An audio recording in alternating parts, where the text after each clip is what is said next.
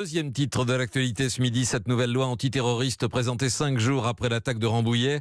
En réalité, c'est un texte en préparation depuis plusieurs mois qui se contente pour l'essentiel de mettre à jour des mesures déjà expérimentées depuis 2015, notamment, Gladys Lafitte, les visites domiciliaires, c'est-à-dire les perquisitions à toute heure du jour et de la nuit. Oui, et cela avant même qu'une procédure judiciaire soit ouverte sur la base de soupçons de lien avec le terrorisme, s'il existe une menace d'une particulière gravité. 293 de ces visites domiciliaires ont été réalisées par exemple depuis l'attentat contre Samuel Paty.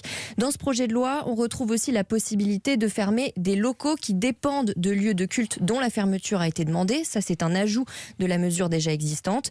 Et il y a aussi un volet sur les sortants de prison. On en compte une soixantaine environ en 2021.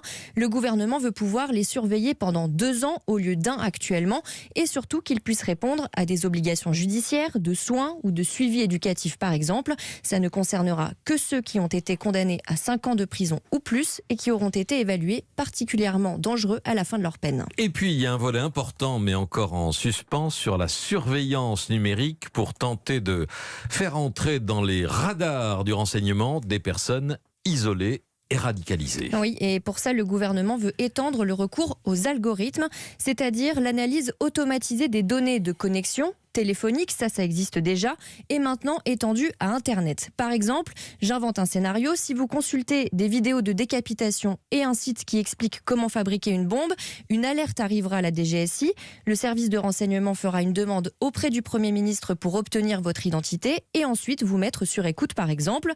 Mais la technique des algorithmes en elle-même ne permettra pas de connaître le contenu de vos échanges sur les messageries cryptées comme WhatsApp ou Instagram par exemple, mais plutôt le temps que vous y passez. Alors ce volet-là est en suspens, comme vous le disiez, il sera présenté le 12 mai en Conseil des ministres, tout simplement le temps que le Conseil d'État examine cette partie sensible et controversée du texte. Gladys Lafitte du service police-justice d'Europe 1.